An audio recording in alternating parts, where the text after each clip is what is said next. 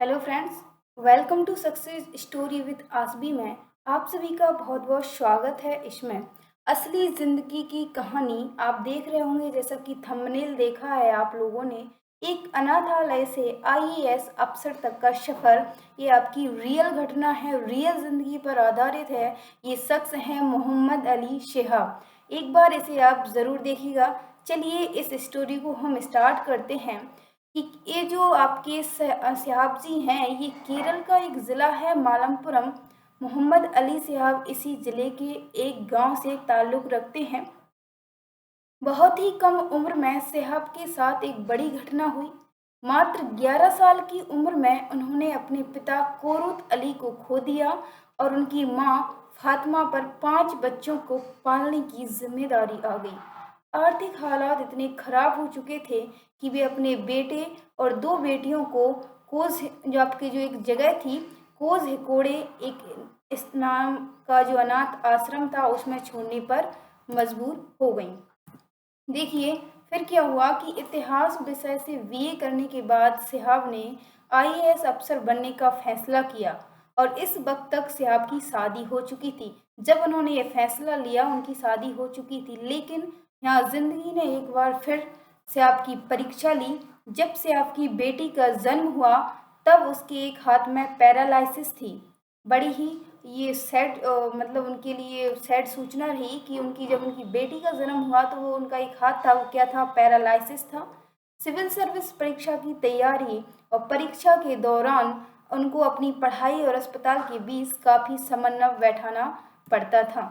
यहाँ आपको यह भी बता दें कि सिहाब की जब पढ़ाई लिखाई शुरू हुई थी तब कुछ ही दिनों बाद उन्हें घर की आर्थिक हालात को देखते हुए अपनी पढ़ाई लिखाई बंद करनी पड़ी और घर को आर्थिक मदद पहुंचाने के लिए शिहाब ने पान बेचा और यहाँ तक कि बांस की टोकरी भी बेची।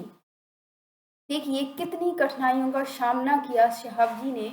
फिर जब वो अनाथालय में रहते थे तो रात को 8 बजे खाना खाने के बाद सो जाना और फिर आधी रात को उठकर पढ़ना, वह भी बेड शीट के नीचे टॉर्च की कम रोशनी में, ताकि वे अपने दोस्तों की नींद ना खराब कर दें।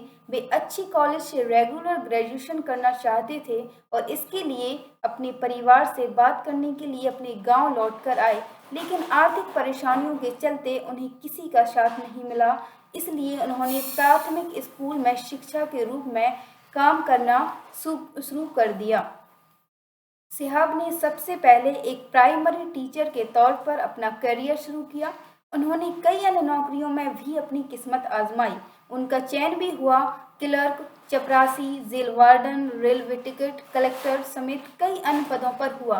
केरल वाटर अथॉरिटी में उनका चयन चपरासी के पद पर हुआ था। ग्राम पंचायत में उनका चयन क्लर्क के पद पर हुआ था।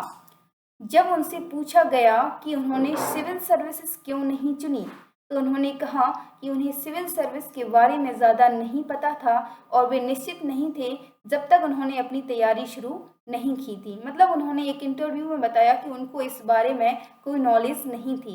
उन्होंने बताया कि मेरे भाई जो जानते थे, मैंने राज्य स्तर पर पीएससी पास की। उन्होंने मुझे सिविल सर्विस के टेस्ट देने के लिए कहा।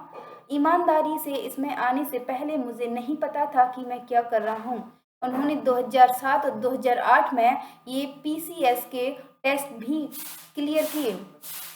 उसके बाद क्या हुआ कि जब एक स्थानीय दैनिक अखबार ने उनके पीसीएस पास करने की खबर को छापा और उनसे पूछा कि आपका उद्देश्य क्या है, तो उनके पास कोई जवाब नहीं था।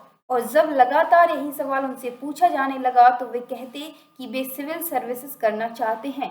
जब यह कहानी उनके अनाथालय के अफसरों की नज़र में आई तो उन्होंने कहा कि ये वे सिहाब को पूर्ण रूप से आर्थिक मदद देने के लिए तैयार हैं। यह यह वीएस कुछ समय तक की बात थी। कुछ ही दिनों में नई दिल्ली स्थित जकात फाउंडेशन ने केरल में उन प्रतिभागियों की परीक्षा रखी जिनमें से चयनित होने वाले छात्रों को वे यूपीएससी की मुफ्त में तैयारी करवाते थे।